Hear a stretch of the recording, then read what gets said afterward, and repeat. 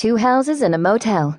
Looks like you owe me $1,000, Cooper said triumphantly, pushing her boardwalk card toward Quentin as proof of his debt. He sat across the dining table from her, in the company of the rest of the Sunrise Bible Study group. They were enjoying a post-church game at the Lee House, while Cooper's folks and Grammy were at a church picnic. Quentin glanced at the boardwalk card and groaned, as if he were in physical pain, and began slowly counting out the bills with his big sausage fingers. I earn a living with accounting. You'd think I'd be better at a money-based game like Monopoly.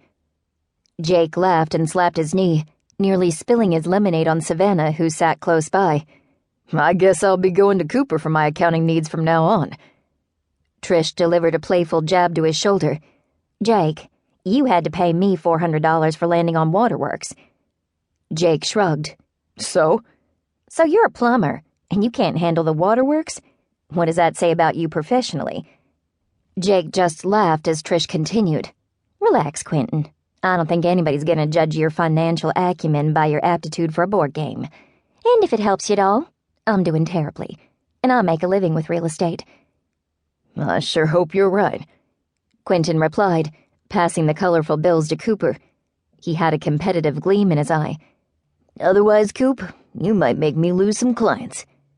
I won't tell your clients about our little money exchange, Cooper said, accepting the Monopoly cash with a smile. You have my word. Nathan took a coconut cream thumbprint cookie from the big plate beside the playing board.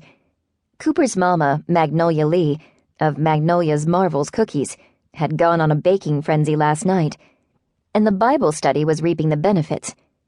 When Nathan put his hand on the table, the black band on his wrist lit up with the time. Jake spied the band dubiously. What in heaven's name is that thing on your arm?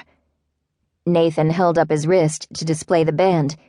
It was rubber and about half an inch wide, wrapped around his wrist like a watch. It's called a Fitbit, he explained. My sister Christine gave it to me. Well, what's it for? For helping me get in shape before the wedding. Nathan flexed his muscles and struck a muscle man pose as he answered. It helps me keep track of my exercise and calories. It buzzes whenever I reach my daily goal of 10,000 steps. Fancy, Savannah exclaimed. Someone wants to make sure you look good in all of the photos, Quentin said, pointing his thumb toward Cooper. We understand. Cooper put her arms protectively around Nathan. He wasn't a bodybuilder by any stretch, but he was trim and cut a handsome figure in his tux. I think he already looks great. I had absolutely nothing to do with the whole fitness thing. It was all my idea, Nathan assured them. My sister was telling me about a fitness challenge she's doing at work. She loves her Fitbit so much that I wanted to give one a try.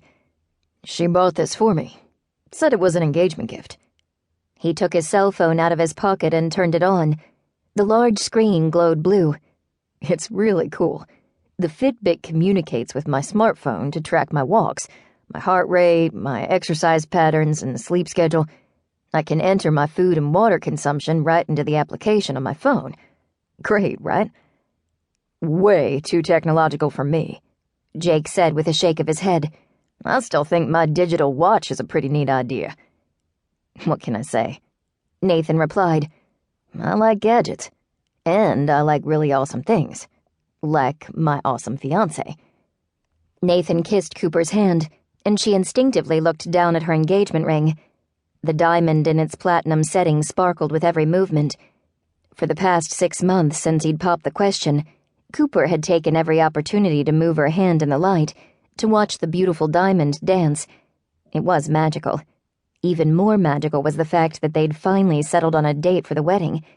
Come next June, she'd be Mrs. Nathan Dexter. She smiled every time she thought about it. Savannah rolled the dice and turned to Jake for the sum. Legally blind, she couldn't see the numbers, but still enjoyed playing the game. 5, Jake said, and reached across the board to move her playing piece. I'll get that for you. I'm closer. Bryant's attention was on Cooper as she smiled at her ring. He smirked. I know that look. Cooper's smile vanished in uncertainty. What look? That look? I've been married 3 times, Cooper. I've seen that ecstatic bride-to-be look plenty of times.